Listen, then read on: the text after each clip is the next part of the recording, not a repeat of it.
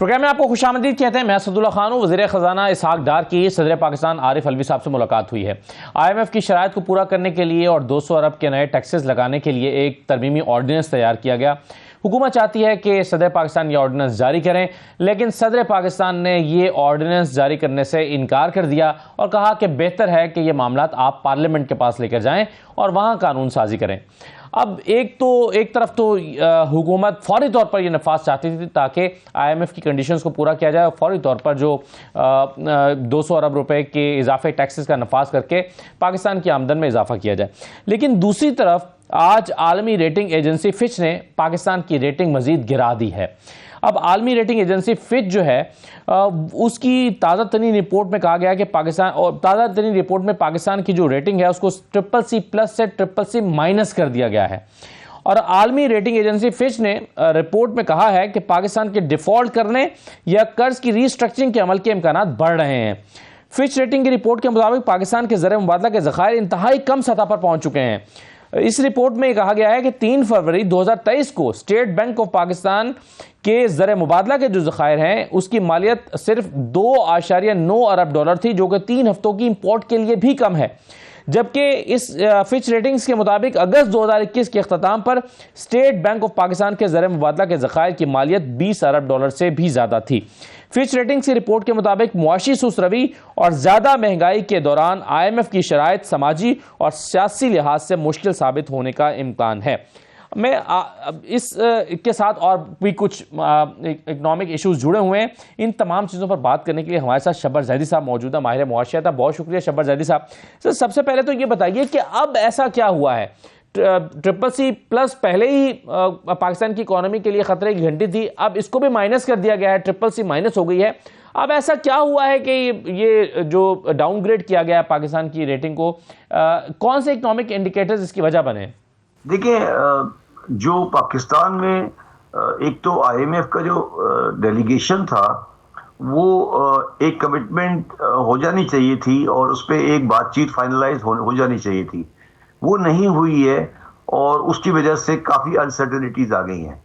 दूसरी बात यह है कि पाकिस्तान ने जो लास्ट रेटिंग है और उसके बाद से अब तक कोई बुनियादी फॉरेन एक्सचेंज के इंपोर्ट के बिल को कम करने के लिए एडमिनिस्ट्रेटिव एक्शन लिए हैं कि LCD खोल रहे या नहीं खोल रहे, कोई बुनियादी फैसला नहीं किया कि हम अपनी इंपोर्ट कम करके बैलेंस कैसे करेंगे। तो ये बुनियादी वजह है। मगर असद साहब, मुझे तो इस पूरे सिलसिले में किसी किस्म की कोई मेरी जो पेशीन गोइयाँ हैं और मेरी प्रोजेक्शन है, मैं तो बिल्कुल जो कुछ हो रहा है वो मेरे हिसाब से हो रहा है और मैं आगे ही प्रेडिक्ट कर सकता हूँ क्या होने वाला है। ये तो पाकिस्तान के आपने तो पेशगोई जो है वो 16 दिसंबर 2021 को कर दी थी शब्बर जैदी साहब, और उस वक्त बहुत सारे लोग आपकी बात मानने के तैयार नहीं थे। बहुत सारे लोगों को लगता था ऐसी कोई बात नहीं है, बल्कि जिस सेमिनार में आपने ये बात की थी उस सेमिनार में मिफ्ता इस्माइल साहब ने भी आपसे डिसएग्री किया था कि ऐसा मुमकिन नहीं है। लेकिन फिर बहुत तेजी के साथ हालात उस तरफ को बढ़े हैं। तो अब ये बताइए कि ये जो CCC- हुआ, इसका इम्पैक्ट क्या आएगा पाकिस्तान की इकोनॉमी के ऊपर? मेरी बात सुनो, हालात तेजी की तरह नहीं बढ़े हैं, यही आप लोगों की गलतफहमी है। हालात इस तरफ ऑलरेडी जा चुके हैं, कोई नई चीज नहीं हुई है। मैं ये अर्ज कर रहा था उस वक्त भी, मैंने दिसंबर 2021 में ये कहा था कि भाई ये जो कंट्री का स्ट्रक्चर है, ये जिस तरह स्ट्रक्चर हो गया है, ये कंट्री इस तरह नहीं चल सकता, आप इसको नहीं चला सकते। तो ये हमारे यहाँ एक खाम ख्याली होती है, हमारी एक बेवकूफ़ी है, हमारा एक ख्याल है कि हम कोई बहुत मजबूत लोग हैं। तो ये बेवकूफ़ी इनकी सारी गलतफहमियां निकल गई ना। मैं आपको ये कहने की कोशिश कर रहा हूँ कि कोई ऐसा एक्शन नहीं हुआ है दिसंबर 2021 के बाद से जिसने पाकिस्तान को आज यहाँ पहुंचा दिया है, और हर बंदा ये कह रहा है कि पाकिस्तान में प्रॉब्लम है। इसकी वजह ये है असद साहब कि पाकिस्तानी बेसिकली इकोनॉमिस्ट जो है वो नालायक है, वो इनकॉम्पिटेंट है।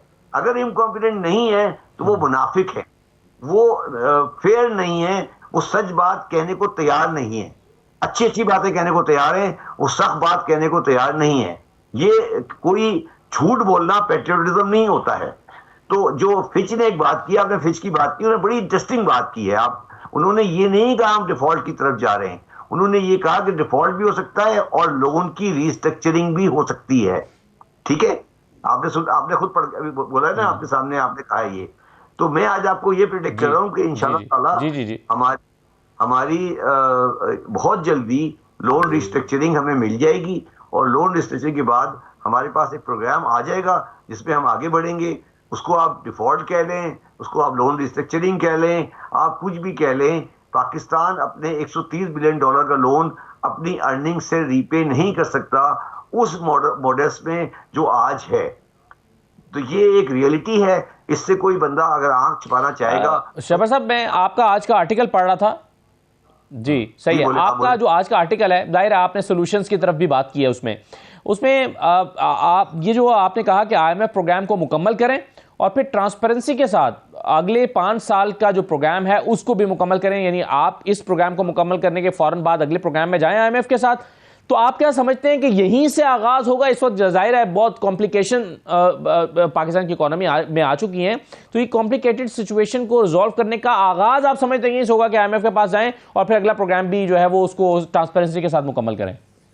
देखिए, जो अभी IMF का वक्त आया था ना, उसने आपको सो मेनी वर्ड्स ये कह दिया है कि अगली ट्रांच आने वाली है, इसको आप पिछले प्रोग्राम की आखिरी ट्रांच नहीं समझे, आप ये समझे जो आप ट्रांच आ रही है ये अगले 5 साल के प्रोग्राम की पहली ट्रांच है, और इस पे कोई डिस्प्यूट नहीं है। मतलब अगर कोई ये समझता है कि अगले 5 साल का ट्रांच नहीं आने वाला तो वो बेवकूफ है, उसको पता नहीं है। तो पहले तो हम ये ट्रांसपेरेंट तरीके से ये कह के कि ये आए हुए गए थे, इन्होंने खराब कर दिया, मैं गया था, पहले ये बकवास बंद करें और पाकिस्तान एज अ नेशन ये एग्री करे कि पाकिस्तान को अगले 5 साल में IMF में जाना है, आपको अच्छा लगे या बुरा लगे। तो ये तो पहले एक नेशनल कंसेंसस होना चाहिए, पहली बात, जो मैंने आज आर्टिकल में भी लिखा है। उसके बाद आगे बढ़े और फिर फैसला करें कि अब हमें इंपोर्ट एक्सपोर्ट पे क्या करना है, कैसे चल रहा है। ये बकवास टीवी पे आके सुबह शाम के मैं नहीं चाहता था कि IMF में जाए, वो कहता है मैंने खराब किया था, वो कहता है मैंने खराब किया था, ये बकवास बंद होनी चाहिए। तो ये जो खेल खेलते हैं ना ये बैठ के सियासत का, ये मईशत में खेल नहीं खेले, मुल्क इसका मुताबिल नहीं हो सकता। हम सिंसियरली आपसे बात कर रहे हैं, पाकिस्तान को समझते हैं, पाकिस्तान में बैठे हैं, चीजों को देख रहे हैं। ये मैच्योर किस्म के लोग हैं, इनको कुछ समझ नहीं आती। आप हर सियासतदान को बिठा के एक बिल्कुल मैच्योर आदमी को बिठा के IMF की बात करना शुरू कर देते हो, वो आके सियासी बातें शुरू कर देता है, उससे पाकिस्तान की अवाम गुमराह हो जाती है। इसलिए मैंने आर्टिकल में लिखा है कि अब IMF का प्रोग्राम जो अगला 5 साल का आए वो ट्रांसपेरेंट तरीके से आए।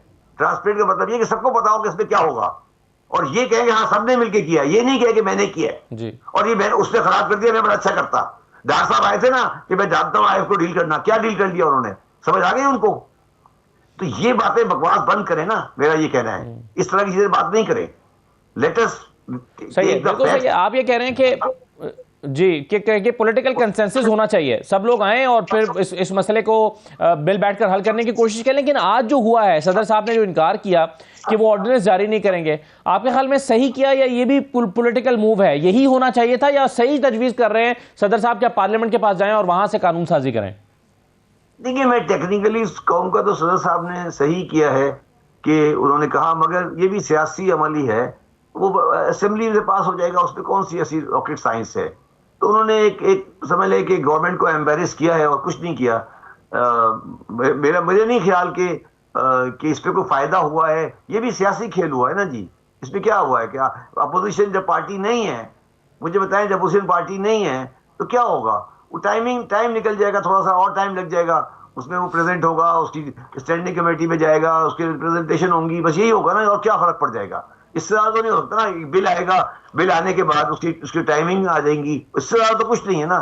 तो सदर साहब को मैं समझता हूं कि अगर पाकिस्तान के लिए जरूरी था तो कर देना चाहिए था। इसका कोई ऐसा मुझे सदर साहब के एक्शन में कोई बहुत अच्छी बात नजर नहीं आ रही है। हो तो जाएगा ये, तो इसका मतलब फिर वही हुआ ना कि सियासी खेल हो रहा है ना जी। क्या वो रोक लेंगे इसको? जी बिल्कुल सही है। अच्छा शहबाज साहब, आपने IMF की बात की और आपने कहा IMF प्रोग्राम में जाएं, ट्रांसपेरेंसी के साथ जाएं और सब ओन करें इसको, लेकिन आज जो फिच रिपोर्ट है उसमें यह भी कहा गया कि IMF के बावजूद भी पाकिस्तान को $5 अरब दरकार होंगे। क्या सिर्फ IMF का प्रोग्राम ही पटरी पर डालने के लिए काफ़ी है, या ये $5 अरब ये कहाँ से आएंगे और इसका सामान कहाँ से होगा, क्या करना पड़ेगा? देखो, तुमने मेरा आर्टिकल पढ़ा है, उसकी जो इमीडिएट सोल्यूशन में जो पहला सोल्यूशन तो IMF प्रोग्राम है, उसका नंबर B आइटम क्या है, तुमने पढ़ा होगा। उसमें मैंने लिखा है कि हमें पोर्टफोलियो स्टील के हवाले से आपने कहा है कि पोर्टफोलियो इन्वेस्टमेंट चाहिएगी और हमें कुछ चाहिए। मैं ज़्यादा बात नहीं करना चाहता। जो आलमी क़ुव्वतें हैं जो पाकिस्तान को डिफ़ॉल्ट में नहीं देखना चाहती, वो इसमें इंटरवीन करेंगी और इंशाल्लाह ताला ये गैप फिल हो जाएगा। मेरी बात समझ गए आप? सही है। तो ये जो सर आपने कहा कि in my view not selling Pakistan steel is a national intellectual crime. वैसे नेशनल इंटेलेक्चुअल क्राइम तो कई जगह पर हुआ है, मगर आप इसको इतनी इंपॉर्टेंस क्यों दे रहे हैं? इसकी वजूहात क्या हैं? मैं इसकी वजूहात ये देख रहा हूँ कि स्टील मिल जो इस वक्त अगर आप कराची में रहते हैं तो कराची में और कोरंगी में इंडस्ट्रियल प्लॉट की एक्यूट शॉर्टेज है। हम इंडस्ट्री डेवलप करना चाहते हैं, नहीं डेवलप कर पा रहे कि हमारे पास इंडस्ट्रियल प्लॉट्स नहीं है, इंडस्ट्रियल जमीन नहीं है। और आपने miles and miles and miles की जमीन स्टील मिल के पास रखी हुई है। 40 साल से आप एम्प्लॉइज को तनख्वाह दे रहे हैं और उन प्लॉटों को भी नहीं किसी को इस्तेमाल में ला रहे जिससे पाकिस्तान तरक्की कर सकता है। ये इंटेलेक्चुअल क्राइम है, ये करप्शन है। देखिए ये करप्शन ये नहीं है कि कोई बंदा पैसे खा गया। करप्शन ये है कि एक आपके पास 1000 कम से कम 500 इंडस्ट्रियल प्लॉट हैं जो इस वक्त बन सकते हैं स्टील मिल की जगह पर। वो डेवलप्ड इंडस्ट्रियल प्लॉट है, आप उनको अनलीश नहीं कर रहे क्योंकि आपको स्टील मिल को प्राइवेटाइज नहीं करना। ये आपका स्टील मिल तो ठीक है, लोहा है, कंकर है, जो भी है, उसको तो आप साइड पे करें ना, वो तो गलत चीज है। मगर जो उसकी लैंड है जिसके ऊपर आप सब बत्ताखोर नजरें लगा के बैठे हुए हैं और उसको लैंड माफिया उसको अनलीश नहीं करना, ये पाकिस्तान का इंटेलेक्चुअल क्राइम है। 40 साल से वो जमीन जंगल बन रही है, एम आई राइट और रॉन्ग? और वो डेवलप्ड लैंड है, ये भी नहीं है कि कोई ऐसी जगह हो। डेवलप्ड लैंड है जिसके साथ पोर्ट है, उसके आसपास की जमीन अरबों में बिकती है, वहां प्लांट पे प्लांट लग रहा है, मगर आप स्टील मिल के अंदर जमीन का 1 इंच एरिया भी किसी को इस्तेमाल नहीं करने दे रहे क्योंकि आप बदमाश हैं और आप चाहते हैं कि स्टील मिल में कोई काम नहीं हो और पाकिस्तान तरक्की नहीं करे। इसको आप क्या कहेंगे? ये पाकिस्तान की तमाम गवर्नमेंटों की इंटेलेक्चुअल करप्शन है। इसको आप कोई और नाम नहीं दे सकते। मैं करप्शन की बात ये नहीं कर रहा कि करप्शन पे पैसे खा लिए किसी ने। ये पाकिस्तान की ब्यूरोक्रेसी की, पाकिस्तान की सियासी गवर्नमेंटों की ये वो करप्शन है जिन पे इनको फांसी लगानी चाहिए कि भाई आपने ये क्या कर रहे हैं, आप ये क्या कर रहे हैं? आप मुझे बताएं ना, कम से कम 500 प्लॉट इंडस्ट्रियल प्लॉट निकलेगा वहां से जो आपने 40 साल इस्तेमाल नहीं किया ना। चलो यार बेचो नहीं, लीज पे दे दो। आपको पता है इस वक्त कराची में इंडस्ट्रियल प्लॉट नहीं मिलता किसी को, क्योंकि हम पाकिस्तान में कराची में डेवलपमेंट की तरफ जा रहे हैं। आप लोग पाकिस्तान, आपको बुरा लगता है, पाकिस्तान में कराची तरक्की करने जा रहा है, उसको रोका जा रहा है। ये कराची को तबाह करने की साजिश है। आप समझे मेरी बात को मैं क्या कह रहा हूं? आप लोगों को ये बात समझ नहीं आ रही है जी। ये कराची की इकोनॉमी को तबाह करने की साजिश है। स्टील मिल को डेवलप नहीं की लैंड को खाली नहीं करना, क्योंकि उन्हें पता है कि अगर ये लैंड और इसकी सारे आसपास की लैंड डेवलप हो गई तो कराची एक्सपोर्ट का स्टेशन बच जाएगा। It will become like Vietnam and Bangladesh. ये नहीं चाहते कि कराची में डेवलपमेंट हो। कौन नहीं चाहता वो हमें पता है, कौन नहीं चाहता, मगर हम उनका नाम नहीं लेना चाहते इस वक्त। ये क्यों हो रहा है? स्टील मिल पैराडाइज क्यों नहीं हो? चलो मैं पैराडाइज नहीं करें यार, स्टील मिल का जो कचरा कबाड़ है उसको छोड़ दें। जो उसके आसपास लैंड पड़ी है वो किस बात खाते में है? सही। वो किस खाचे में आपने बिल्कुल सही, ये बिल्कुल सही आपने तवज्जो दिलाई। और ये एक और बड़ा इशू और इस तरह के बेशुमार इश्यूज पाकिस्तान के साथ जुड़े हुए हैं। बहुत शुक्रिया शब्बर जैदी साहब प्रोग्राम में शिरकत करने। थोड़ा सा ब्रेक लेते हैं, ब्रेक के बाद वापस आकर पाकिस्तान के इकोनॉमिक जो इश्यूज हैं और इसके रेजोल्यूशन की जो कोशिशें हैं उन पर मजीद बात करते हैं एक ब्रेक के बाद।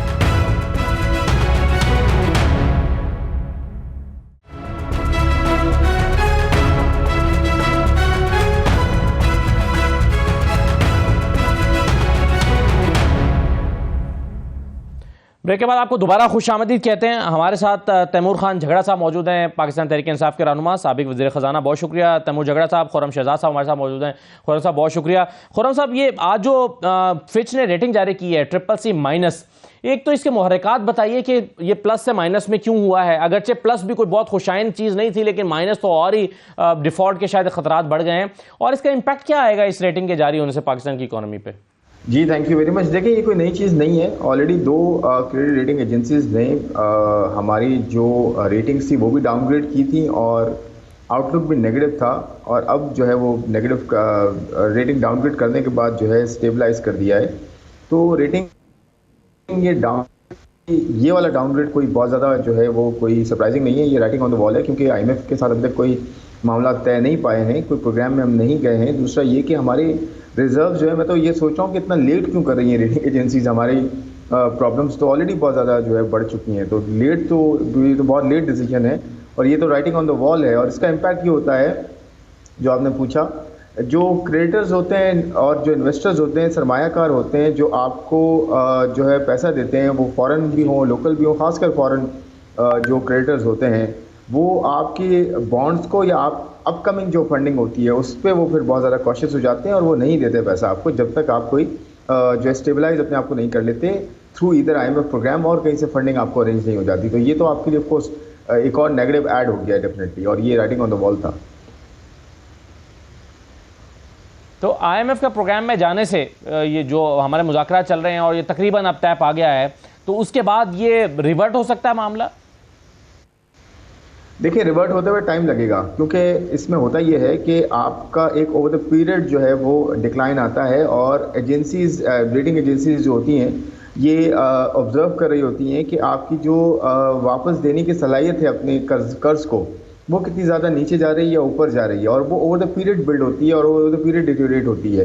तो हमारे पास तो जो रिजर्व्स हैं पिछले कोई एक साल में तकरीबन जो है 2.9 बिलियन डॉलर्स पे आ गए हैं। अगर एक साल पहले आप देखते, स्टेट बैंक के रिजर्व जो थे तकरीबन 10.5-11 अरब डॉलर के पास थे। एक साल कह लें या 10 महीने कह लें, तो आपके पास जो कर्जे थे वो 25 अरब डॉलर थे रफली हर साल के, और अभी भी वही हैं 25 अरब डॉलर हर साल के। अगले 3 सालों में आपको तकरीबन 70 अरब डॉलर देने हैं। तो अगर आपके पास 70 अरब डॉलर देने हैं और 3 अरब डॉलर भी रिजर्व में नहीं है, और फिर आपको ग्रोथ करनी भी है, आपको जो है इकॉनमी भी चलानी है, जिसकी वजह से जो है वो आपको डॉलर की ज़रूरत है इस वक्त वर्चुअली रुकी हुई है। तो एक तरफ इनफ्लोज कम है, दूसरी तरफ आउटफ्लोज बहुत ज़्यादा हैं। तो इस सिचुएशन को देखते हुए इन्वेस्टर्स ये कहते हैं कि जी पहले तो आप अपने आप को ठीक करें, किसी ऐसे लेंडर को लेकर आएँ जो आपको बेल आउट करे। अब तो बेल आउट का वर्ड यूज़ होगा, जो हम करते आए 11 बेल आउट्स हुए हैं हमारे पिछले कोई 35 सालों में, और 23 आईएमएफ प्रोग्राम्स हैं। तो इसलिए आईएमएफ के आने के बाद भी आपको तकरीबन 1 से 1.5 साल लगेगा। और आईएमएफ में आपको बता दूं, ये जो है आईएमएफ आ जाएगा तो 1.25 अरब डॉलर आपको देगा, बट दूसरी फंडिंग आहिस्ता आहिस्ता खुलना शुरू होगी। फिर लेंडर और इन्वेस्टर्स वो ये सोचेंगे कि अब आप प्रोग्राम में आ गए हैं, अब आप डिसिप्लिन होना शुरू होंगे। लेकिन मसला ये है कि हमारे पास फिस्कल डेफिसिट फिर भी बहुत ज़्यादा है और अगले 2 साल की अदायगियाँ बहुत ज़्यादा हैं। फ़ौरन मैं कर्ज़ों की अदायगियों की बात कर रहा हूँ। तो आपको अपने आप को रीस्ट्रक्चर करना पड़ेगा, यानी कि अपने कर्ज़ों को अपने लेंडर्स के पास जाना पड़ेगा और कहना पड़ेगा कि जी आप हमें टाइम दे 2-3 साल का, फिर कहीं जाके हम आपको रीपे कर सकेंगे। तो प्रॉब्लम बहुत ज़्यादा है, ये इससे भी बहुत ज़्यादा है। ये एक रेटिंग डाउनग्रेड जो है वो इनफ नहीं है मेरे ख्याल में। जी बिल्कुल सही है। आज ये इस रिपोर्ट में भी कहा गया कि पाकिस्तान अगर रीस्ट्रक्चरिंग की तरफ जाता है तो डिफ़ॉल्ट के ख़तरात कम हो जाएंगे, आईएमएफ प्रोग्राम में जाता है। तो इस पर तैमूर झगड़ा साहब, इस तमाम लोगों का कंसेंसस है कि अगर तमाम सियासी जमातें इस वक्त एक नुक्ते पर जमा नहीं हो जाती, एक पॉइंट पर बैठ नहीं जाती और एक जो है वो इत्तफाक नहीं कर लेती, मिसाक नहीं कर लेती, तो ये मसला हल नहीं हो सकता। लेकिन आज भी हमने देखा कि सदर आरिफ अलवी साहब ने इनकार कर दिया ऑर्डिनेंस पर साइन करने से और कहा कि आप जाकर कानून साजी कीजिए, जबकि हुकूमत चाहती थी कि फ़ौरन हो जाए। तो इस पर एक लैक ऑफ कोऑपरेशन पीटीए की तरफ से दिखाई दे रही है इकोनॉमिक इश्यूज़ को रिजॉल्व करने के लिए। नहीं जी, मुझे तो अभी पता चला है जो आपने सदर साहब का कहा है, जो फवाद चौधरी ने एक ट्वीट किया है, लेकिन मेरे ख्याल में वो बिल्कुल सही है। देखें, जो टैक्सेस पे लेजिस्लेशन है वो पार्लियामेंट के थ्रू ही जानी चाहिए, और जब पार्लियामेंट चाहे वो 1 दिन 2 दिन में सारी कानून साजी कर देता है। इनकी हुकूमत में जब इन्होंने नैब की तरमीम करने थे तो जल्दी हो गए थे। इनकी हुकूमत में सिर्फ नहीं, आप किसी भी हुकूमत में देख लें, हमारे में देख लें, लेकिन जब इतना बड़ा कदम लेना हो, ऑर्डिनेंस पास करने की कोई वजह होनी चाहिए ना। जब पार्लियामान 1 दिन 2 दिन में जो है वो कॉल हो सकता है, जब उस पार्लियामान में इनके पास कोई अपोजिशन भी नहीं है, जो अपोजिशन है वो उनके साथ मिली है, तो इसमें कोई हर्ज नहीं। ये मैं सीरियसली एक पीटीआई के मेंबर के थ्रू नहीं कह रहा, ये जो पार्लियामेंट नहीं ले जा रहे, अगर साफ बात करें तो ये सिर्फ बुज़दिली है। अपोजिशन तो सामने बैठी नहीं कि वो तनकीद करे। ये करना क्या चाह रहे हैं कि सिर्फ इनके हाथ इन टैक्सेस पे ना लगे। पार्लियामान में होगा तो फिर 174 मेंबर ये नहीं कह सकेंगे कि मैं ज़ाती तौर पे इसके अपोज था। आई एम सॉरी, ऐसे नहीं हो सकता। बुज़दिल ना बने, जो आपने करना है वो कर लें। देखिए 4 महीने पहले तो उससे पहले तो वो पीटीआई कर रहे थे, ठीक है, जबकि जो है इस क्राइसिस का पहला और सबसे बड़ा इशू था जो मिफ्ता इस्माइल और शहबाज शरीफ ने फिस्कल डेफिसिट को बढ़ाने में तनख्वाहें बढ़ाई, पॉपुलिस्ट मेजर्स लिए। दूसरा बड़ा इशू था जब इन्होंने एक और जो है वो सिर्फ ऑप्टिक्स के लिए इंपोर्ट्स बंद कराई, जिसकी वजह से इकोनॉमी में all sorts of side effects आए। और तीसरा बड़ा इशू था जब IMF की डील करने के बाद मिफ्ता इस्माइल को फायर किया, इसाक डार को लाए। इसाक डार ने कहा कि एक्सपोर्ट्स नहीं ज़रूरी, डॉलर का फ्री फ्लोट करना नहीं ज़रूरी, स्टेट बैंक को आज़ादी नहीं ज़रूरी, IMF नहीं ज़रूरी। आज हम यहाँ पे जो आपके एक्सपर्ट ने कहा है सारी बातें बिल्कुल ठीक कही है, ये लेजिस्लेशन होनी चाहिए। और मैं आपको ये भी कह दूँ कि IMF, वर्ल्ड बैंक भी सारे चाहेंगे कि जो ये कानून साजी है ये पार्लियामेंट के थ्रू ही जाए ताकि ये कोर्ट में चैलेंज ना हो सके। बिल्कुल ठीक है। मैं खुर्रम साहब की तरफ एक और सवाल उछालने से पहले डॉक्टर जुबैर साहब हमारे साथ मौजूद हैं। डॉक्टर साहब, ये अभी बात कर रहे हैं कि जी मिफ्ता इस्माइल साहब ने आके गलत स्टेप्स लिए, डॉलर को फ्री फ्लोट नहीं होना चाहिए, उस पर कदगन का लगाया जाना, या फिर जो इंपोर्ट्स का बंद किया जाना। अगर आप इंपोर्ट्स को बंद नहीं करेंगे तो बैलेंस ऑफ पेमेंट के इश्यूज़ को कैसे कंट्रोल करेंगे? क्या जो मौजूदा हुकूमत है इसके स्टेप्स ने इकोनॉमी को इस हाल पर पहुंचाया, या इसकी बुनियाद पाकिस्तान तहरीक इंसाफ के माहिरीन मुआशियात ने रख दी थी? ये एक डिबेट है, ये अभी तक एक नॉन एंडिंग डिबेट चल रही है। जुबैर साहब, जो आप बात कर रहे थे जी कि उसको फ्री फ्लोट करना चाहिए था कि नहीं जी, ये आप देखें ना, बुनियादी चीज को जब समझेंगे आप खुद समझ जाओगे कौन सा कदम सही था। जब किसी चीज की भी मार्केट में डिमांड ज्यादा हो और सप्लाई कम हो तो उसकी कीमत लाजमी बढ़ती है। वो सिर्फ तब नहीं बढ़ेगी अगर कहीं तीसरी जगह से अपने ज़खायर से वो चीज आप मार्केट में डालें। यानी कि अगर डॉलर की डिमांड ज्यादा थी और वो तो फिर फॉरेन एक्सचेंज रिजर्व्स पाकिस्तान के इतने होने चाहिए थे जितने इंडिया के हैं, 700 अरब डॉलर, तो वो वहां से आप डालते रहते और डॉलर को डिफेंड करते। यहाँ पर फ्री फ्लोट जो है ये तो किसी की पॉलिसी नहीं, ये तो लाजमी हो गया था। हमारे हालात तमाम हुकूमतों ने इतने कमजोर कर दिए थे, तीनों पार्टियों ने, सब ने मिलकर, कि हमारे फॉरेन एक्सचेंज रिजर्व को down to the lowest level, ऐसे भी डिफेंड नहीं करना चाहिए था। फिर आपने की दूसरा नुकता आपने उठाया उसका क्या फरमाया आपने? जी, एक तो एक्सचेंज रेट की बात थी, दूसरा इंपोर्ट्स का मसला था ना कि इंपोर्ट्स का। देखिए बात सुनिए, मैं आपको बताऊं, ये बार बार कितने प्रोग्रामों पर कहा हुआ है कि ये मैक्रो इकोनॉमिक्स के बुनियादी स्टेबलाइजेशन के असूल है कि जो आपका करंट अकाउंट डेफिसिट है वो बजाते खुद एक या दूसरी चीज के ऊपर नीचे करने से कंट्रोल नहीं होता, वो अक्कासी करता है अंदरूनी इम्बैलेंसेस का जो मुल्क के अंदर होते हैं। और उसमें सबसे बड़ा किरदार जो होता है वो बजट के खसारे का होता है। आपका बजट का खसारा 9% पर चल रहा है, जिसमें सूबाई हुकूमतों का और वफाकी हुकूमत का एक रोल है। ये उसकी वजह से करंट अकाउंट डेफिसिट चल रहा था। उसको अगर आपने कंट्रोल करना है, आपने इन डेफिसिट को खत्म करना है। खुर्रम साहब, क्या इन हालात में IMF प्रोग्राम पाकिस्तान के तमाम मुआशी मसाइल का हल है? क्योंकि फिच ये कह रही है कि पाकिस्तान को IMF प्रोग्राम के आने के बाद भी 5 अरब डॉलर चाहिए होंगे, तो क्या IMF प्रोग्राम का रिज्यूम हो जाना ही काफी है पाकिस्तान के मसाइल को हल करने के लिए? इनिशियली यानी आगाज हो जाएगा?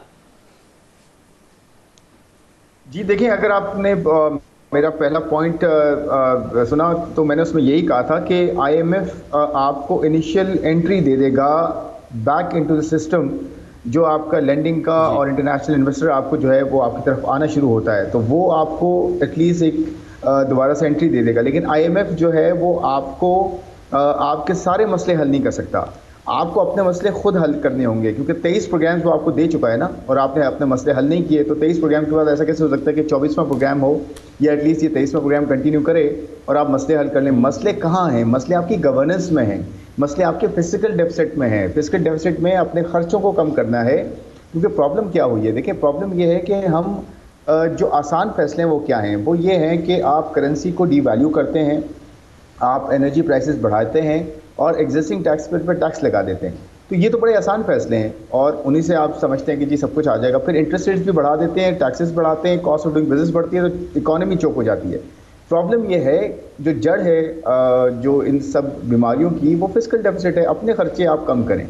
गवर्नमेंट को अपना फिजिकल डेफिसिट कम करना पड़ेगा 30% से, रफली एस्टिमेटेड नंबर है 30% से, जिसमें जो है अगर आप 30% से अपना अक्रॉस द बोर्ड में बात कर रहा हूँ, अक्रॉस द बोर्ड बजट काटने की बात कर रहा हूँ, वो आपको करना पड़ेगा। वो आप करेंगे ना, आपकी जो मजीद कर्जों की रिक्वायरमेंट है वो कम होगी, आप कर्जे वापस दे सकेंगे और कर्जे की रीस्ट्रक्चरिंग में चले जाएं। आप अपना 30% कम करें और कर्जों की रीस्ट्रक्चरिंग में जाएं, दोनों, डोमेस्टिक भी और फॉरेन भी, इन दोनों के साथ बैठ के आपको बात करनी होगी। आप ये देखिए, चाइना आपका 30% होल्ड करता है आपके फॉरेन डेट का। $100 बिलियन में $30 बिलियन तो सिर्फ चाइना का आपने देना है। तो आप क्यों नहीं सबसे पहले चाइना के पास जाते हैं?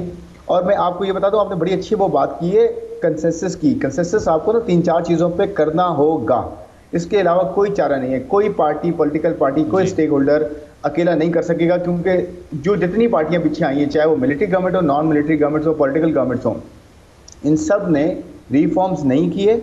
एनर्जी क्राइसिस में सबने कंट्रीब्यूट किया, फिजिकल डेफिसिट में सबने कंट्रीब्यूट किया, कंजम्पशन ड्रिवन इकोनॉमी बनाने में सबने कंट्रीब्यूट किया, इन्वेस्टमेंट ड्रिवन और प्रोडक्शन ड्रिवन इकोनॉमी बनाने और प्रोडक्टिव इकोनॉमी बनाने में किसी ने कंट्रीब्यूट नहीं किया। तो सबका ये फर्ज बनता है कि सब एक जो है वो पेज पर आए, एटलीस्ट 3-4 चीज़ों पे। वो क्या क्या है? एनर्जी की जो है क्राइसिस से निकलने के लिए, नंबर 1, फिजिकल डेफिसिट को कम करने के लिए, फिर आपके जो करंट अकाउंट डेफिसिट है वो कम करने के लिए, और कर्जों की अदायगियों पे बात करने के लिए अपने लेंडर्स के साथ कि हम सब ने मिलकर ये क्राइसिस क्रिएट किया, तो हम सब मिलकर आपको ये कमिटमेंट देते हैं, IMF हो, वर्ल्ड बैंक हो, चाइना हो, सऊदी अरेबिया हो, सबके साथ कमिटमेंट दें कि हम अपना फिजिकल डेफिसिट भी कम करेंगे, अपने लोगों को तालीम और जो है वो सेहत भी बेहतर देंगे, और स्ट्रक्चर रिफॉर्म्स बाकी सारे करेंगे। और हम आपको 3 से 5 साल के अरसे में इकोनॉमी को इस पॉइंट से लेकर इस पॉइंट पे लेकर जाएंगे। ये कमिटमेंट आप देंगे ना जब सब मिलकर, आप यकीन करें IMF भी आपके साथ बात करेगा, चाइना भी आएगा आपके पास, सऊदी अरेबिया भी आएगा, कमिटमेंट देख के कि हाँ अब ये सीरियस हैं, अब ये करेंगे। क्योंकि इसके अलावा अब हम कुछ नहीं कर सकते। आपको 3 साल में $70 अरब देने हैं, वो आप कहाँ से देंगे जब तक आप अपने आप को रिस्ट्रक्चर नहीं करेंगे और अपने खर्चे कम नहीं करेंगे। आप टैक्सेस बढ़ाते रहें, आप करेंसी डिवैल्यू करते रहें, इंटरेस्ट रेट बढ़ाते रहें, आप मजीद फंसते चले जाएंगे, आप मसले हल नहीं कर सकेंगे और आपको कोई प्रोग्राम जो है ना निकाल नहीं सकेगा, चाहे 50 प्रोग्राम आप ले लें, जब तक आपकी अपनी कमिटमेंट नहीं होगी और कंसेंसस के साथ नहीं होगी। बिल्कुल सही है। तैमूर झगड़ा साहब, अभी शब्बर जैदी साहब हमारे साथ थे और जो खुर्रम शहजाद साहब बातें कर रहे हैं, शब्बर जैदी साहब ने तो दिसंबर 2021 में कह दिया था कि पाकिस्तान डिफ़ॉल्ट कर गया है तकरीबन, और उसके बाद 2-4 महीने के बाद आपकी हुकूमत भी चली गई और उसके बाद हमने देखा।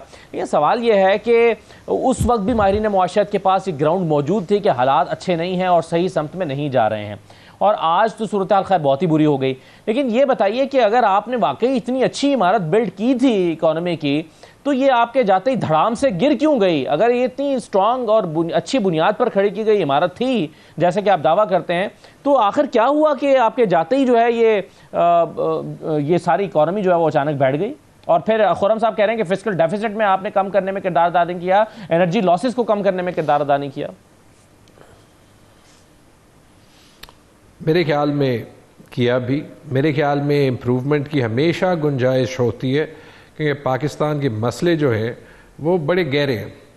लेकिन मेरे ख्याल में जो इमरान खान का ट्रैक रिकॉर्ड है ना, उस पर पूरा मुल्क फ़ख्र कर सकता है। और जो 2 बातें हम नहीं करते, वो एक कि इस किश्ती को चलाया कोविड के वक्तों में, जहाँ पे समंदर इतना स्टॉर्मी था, इतना तूफ़ान था समंदर में कि पूरी दुनिया समझती थी कि वो किश्ती चल भी नहीं सकती। ये हम कन्वीनियंटली भूल जाते, ये क्रेडिट इमरान खान को जाता है। दूसरी चीज़ जो मेरे ख्याल में बड़ी ज़रूरी है, अगर हम ये चाहते हैं कि पॉलिटिकल गवर्नमेंट्स जो हैं वो एक्चुअली किश्ती को किसी मंजिल तक ले जाएं, तो उनको पूरा टाइम तो दें।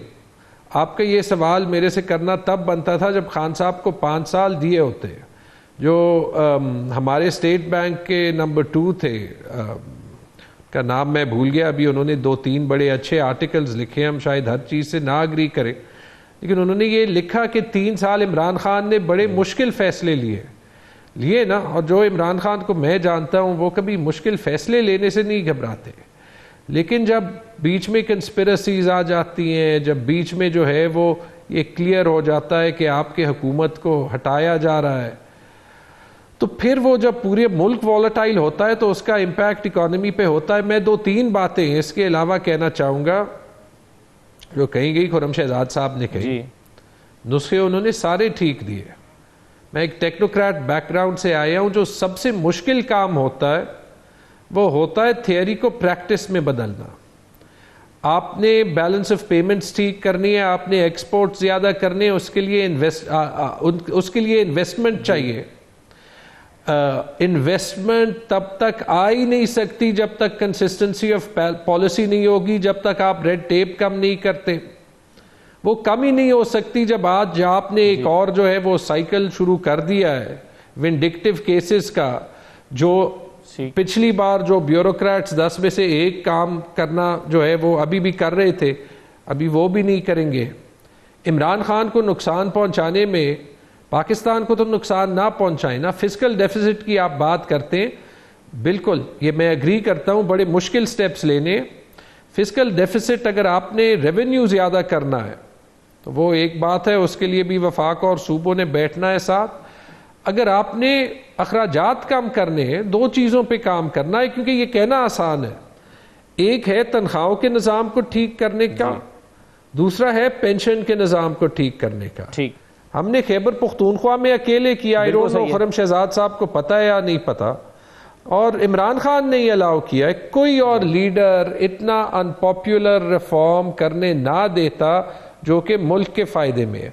लेकिन बिल्कुल फिस्कल रिफॉर्म की जरूरत है, बैलेंस ऑफ पेमेंट्स और एक्सपोर्ट ज्यादा करने की जरूरत है। अब मगर इसमें 2-3 इश्यूज हैं सर। एक तो अभी इस वक्त जो सिचुएशन है ये, सर अगर आप मुझे इजाजत दें तो मैं सिर्फ एक सवाल डॉक्टर जुबैर के सामने रखना चाहता हूं, फिर मैं आपसे इस पर तफसील से आ जाता हूं। डॉक्टर जुबैर को शायद कहीं जाना है। मैं डॉक्टर साहब मुझे ये कह दीजिए कि आप मान लीजिए कि प्रोग्राम आ गया IMF का और तकरीबन आ ही गया, 200 अरब के नए टैक्सेस आ गए, सदर साहब ने दस्तखत नहीं किया तो पार्लियामेंट से हो जाएगा, ये हो जाएगा। लेकिन 1 महीने के बाद, अब आप इस प्रोग्राम के रिज्यूम होने के बाद, टैक्सेस के नफाज के बाद क्या मंजरनामा देखते हैं? पाकिस्तान की इकॉनमी में कहाँ कहाँ बेहतरी देख रहे हैं, कहाँ कहाँ मनफी चीज़ें देख रहे हैं? जाहिर है कि महंगाई का एक इम्पैक्ट भी आएगा, तो आप मंजरनामा एक महीने 2 महीने के बाद क्या देख रहे हैं इसका? मेरे ख्याल में 2-3 महीने के अंदर पाकिस्तान की इकॉनमी जहाँ पर है उससे बहुत बदतर, बुरी जगह पर होगी। देखिए बात सुने, IMF के प्रोग्राम की मोटी बात करते हो ना, तफसील में क्या जा रहे हैं। वो एक तरफ कह रहे हैं कि आप फॉरेन लोन्स और लें 5-6 अरब, तो फिर आपका जो वो है आउटलुक जो है बैलेंस ऑफ पेमेंट का फॉरेन एक्सचेंज साइड पर, वो हम मानने को तैयार है। दूसरा वो कह रहे हैं कि आप डोमेस्टिक लोन जो हैं, डोमेस्टिक जो वो है बोरोइंग गवर्नमेंट की, उसके ऊपर इंटरेस्ट रेट को और बढ़ाएं। देखिए बात सुने, ये मानी हुई ये एक बात है कि वेस्ट में भी यही होगा कि जब मुल्क मकरूज हो जाते हैं वो इंटरेस्ट रेट को नीचे लाते हैं, उसको कहते हैं फाइनेंशियल डिप्रेशन। आजकल अभी फिर थोड़े थोड़े चल रहे हैं, लेकिन interest rates were down to 0%, 1% west के अंदर, और वही मगरबी मुमालिक हमें कह रहे हैं कि 15, 16, 17% पर रहेगी। देखिए फिस्कल जो सस्टेनेबिलिटी होती है, जिसको कहते हैं डेट GDP रेशो को कम करने की जो अरिथमेटिक है, वो बताती है कि इंटरेस्ट रेट से बहुत कम होना है, ये बढ़ाते जा रहे हैं, ये हमें और मकरूज कर रहे हैं। ये तो मेरे ख्याल में पाकिस्तान की ये एक डेमोलिशन स्कीम है। ये देखिए बात, ये मईशत को बंद कर रहे हैं। इसमें कहीं पर भी जिक्र नहीं है कि हमने एक्सपोर्ट, हमने डॉलर अर्निंग बढ़ानी है, डॉलर अर्निंग बढ़ा।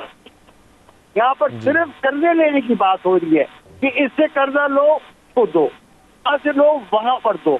कोई बात ही नहीं हो रही कि को आगे बढ़ाएं, हम एक्सपोर्ट को आगे बढ़ाएं। एक्सपोर्ट साइड पर हम रॉ मटीरियल को ऊपर लगाए हुए, वो जो क्या कहते हैं रिबेट्स ड्यू है, बिलियंस ऑफ रुपीज में वो अभी तक पेंडिंग है। ये ये पाकिस्तान की मीशत को बंद कर रहे हैं, और हमारे जितनी भी हमारी political parties coming to power, जो पावर में थी या अभी है, उन्होंने इस तरफ रुझान ही नहीं किया। IMF के साथ इन्होंने कोई इंटेलेक्चुअल लेवल पर कोई नेगोशिएशन नहीं की। इन्होंने उसको एक भूत बनाकर, देखिए मैंने IMF में 12 साल काम किए हैं, वो बड़े बड़े ममालिक पर काम किए, यूरोप में, टर्की पर। ये इस तरह नहीं होता, डिक्टेशन कहीं नहीं होती।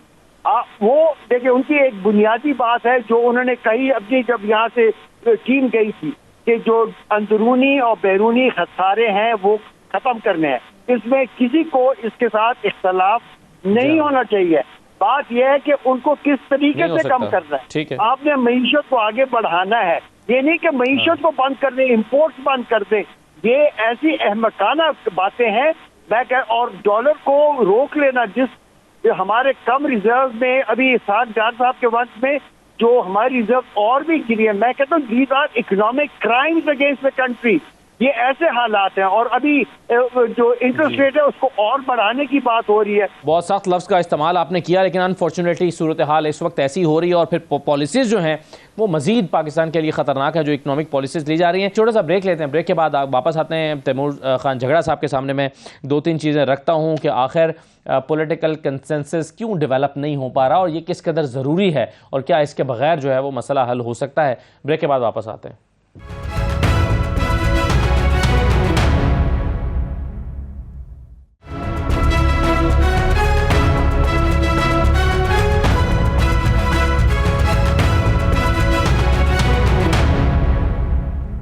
दोबारा आपको खुशामदीद कहते हैं। पाकिस्तान तहरीक इंसाफ के रहनुमा तैमूर सलीम खान झगड़ा साहब हमारे साथ मौजूद हैं, और खुर्रम शहजाद साहब हमारे साथ मौजूद हैं, माहिर मुआशियात हैं। तैमूर झगड़ा साहब, ये अभी आपने सुना, खुर्रम शहजाद साहब ने भी कहा, बाकी लोगों ने भी कहा, डॉक्टर जुबैर साहब भी ये कह रहे हैं, शहबाज अहदी साहब भी ये समझते हैं कि पॉलिटिकल कंसेंसस अगर डेवलप नहीं होता, अगर IMF के पास जाना है तो सबको महसूस करना है कि IMF की कंडीशंस, कोई भी हुकूमत होती, आपकी हुकूमत भी होती, तो इसी तरह से मानती और मजबूर होती, जैसे कि माजी में भी मजबूर रही है।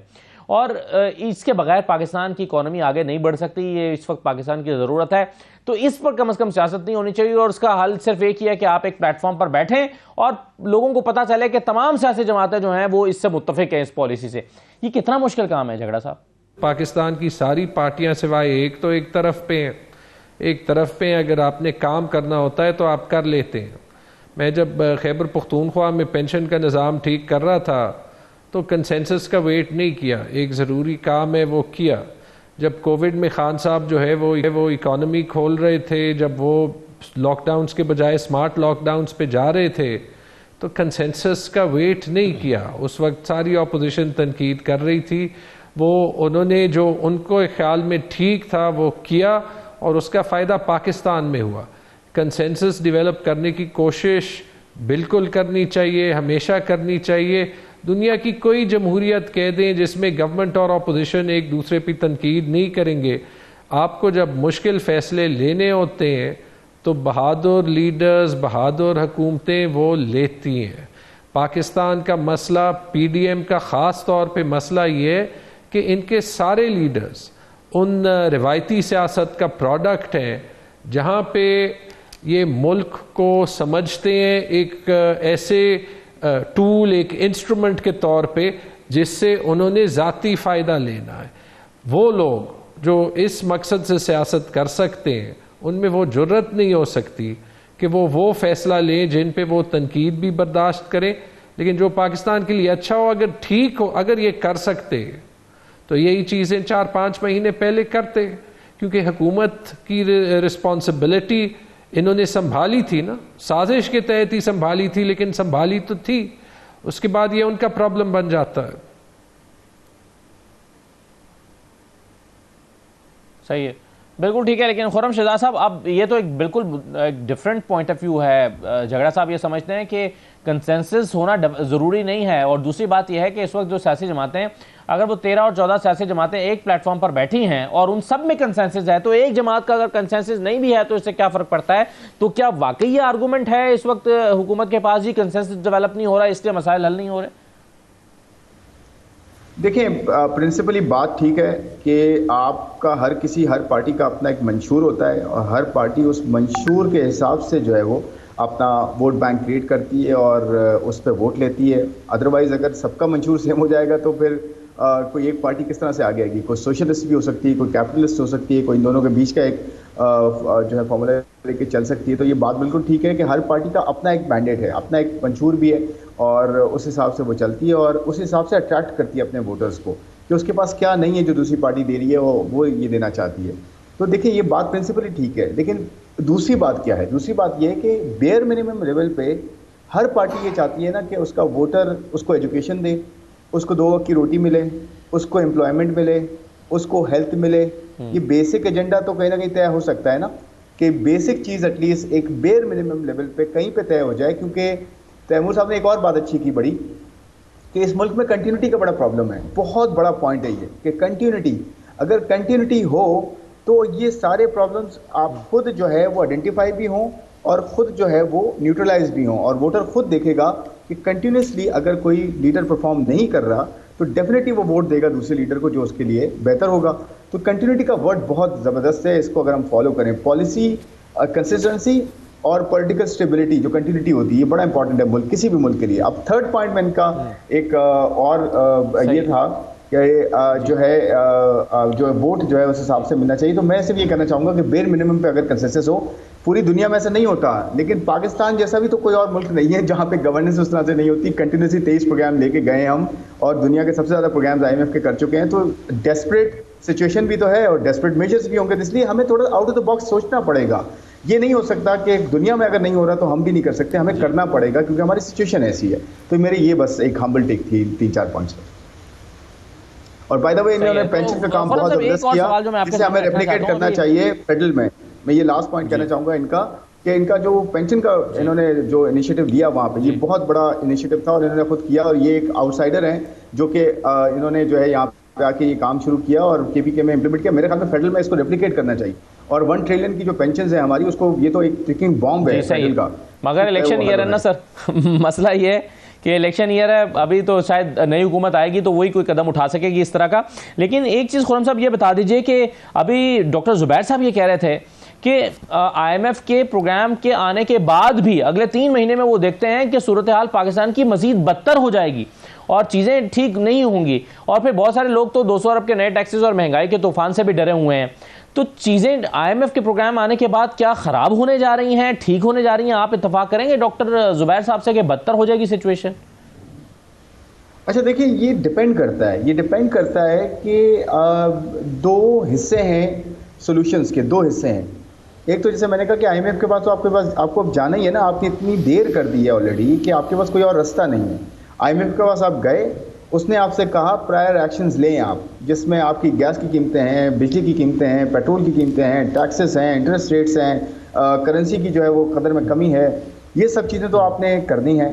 लेकिन अगर ये सब आइसोलेशन में आप करेंगे और अपने खर्चे कम नहीं करेंगे और उन पे टैक्स नहीं लगाएंगे जिन पे टैक्स नहीं है, जैसे कि मैं बताता हूँ कि हम सब बात करते हैं रियल एस्टेट पे टैक्सेस नहीं है, आपकी इतनी बड़ी अनडॉक्यूमेंटेड इकॉनमी 40-50%, आपका कैश इन हैंड बहुत ज़्यादा है, आप जो है टोबैको ले लें, शुगरी ड्रिंक्स ले लें, आप एग्रीकल्चर ले लें, जहाँ टैक्स नहीं है अगर वहाँ टैक्स नहीं लगाएंगे और एग्जिस्टिंग टैक्स पेयर को बर्डन करेंगे, एग्जिस्टिंग जो पाकिस्तानी है, आप ये देखें कि अगर मैं गवर्नमेंट की तनख्वाहें बढ़ाता रहूं जैसे पिछले बजट में भी हुआ और अलाउंसेस भी अभी कुछ एग्जीक्यूटिव्स के बढ़ गए, अगर और सिंबलिज्म के लिए भी ख़राब है ना, वो ऑप्टिक्स के लिए भी ठीक नहीं है। तो गवर्नमेंट अगर एक तरफ IMF के साथ डील कर रही है और वो IMF उसको ऑस्टेरिटी का कह रहा है, दूसरी तरफ आप ये कह रहे हैं कि जी मैं अपने एडवाइजर्स बढ़ा दूँ, अपने MNAs को SAPMs लगाऊँ या इस तरह करता रहूँ, तो आप एक्चुअली ये मैसेज दे रहे हैं कि हम ऑस्टेरिटी आपकी हाँ तो कर रहे हैं लेकिन एक्चुअली में हम जो है उसको इम्प्लीमेंट नहीं कर रहे।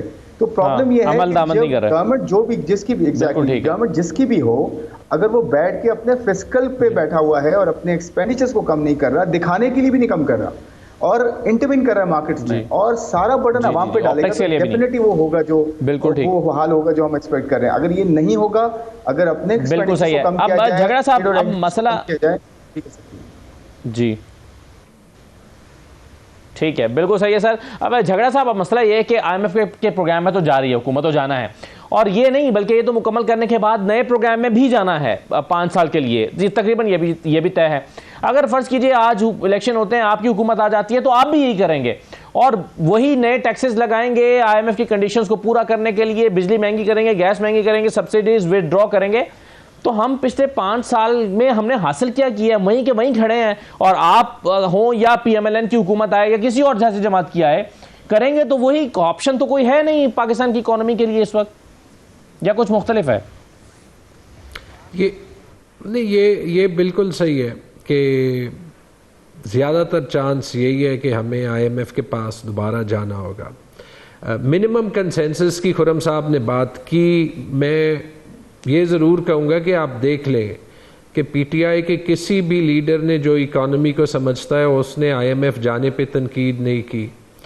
उसने पेट्रोल या डीजल या बिजली के प्राइसेस पे ये नहीं कहा कि ये आधी होनी चाहिए। उन्होंने ये ज़रूर कहा है कि जो लोग कहते थे कि प्राइसेस आधी होनी चाहिए, आज देख लें कि वो महंगाई मार्च करने के बजाय कौन सी महंगाई लाए हैं, उनकी मुनाफिकत दिखाई है। लेकिन ये एक मिनिमम कंसेंसस ही है ना। जो आपने ये पूछा कि 3-5 साल में अगर दोनों हुकूमतें ये करेंगी तो हमने क्या बदला, देखें बदला तो था। सोशल सेक्टर में एक इनकलाब तो आ रहा था, सेहत कार्ड के साथ आ रहा था, सेहत कार्ड के साथ इन्वेस्टमेंट आ रही थी, इंशाल्लाह अभी भी आएगी। लेकिन जब आप उन प्रोग्राम्स को भी कंट्रोवर्शियल बनाएंगे जो कि एक्चुअली आपकी मुल्क की बुनियाद बदल रहे हैं, तो फिर तो वाकई इन्वेस्टमेंट नहीं आएगी ना। यही तो मैं कंटिन्यूटी ऑफ पॉलिसी की बात कर रहा हूँ। सेहत कार्ड जो है वो इमरान खान का प्रोग्राम नहीं है। इमरान खान से दुश्मनी करें, ये कंटिन्यूटी ऑफ पॉलिसी जरूरी है ना करें जो 2 साल में गंभीर है। बहुत शुक्रिया साहब, मेरे पास वक्त खत्म हो गया था। तैमूर झगड़ा साहब, अनफॉर्चुनेटली खुर्रम शरा साहब, आपका भी बहुत शुक्रिया प्रोग्राम में शिरकत करने के लिए। नाज़रीन इजाज़त दीजिए, अल्लाह हाफिज़।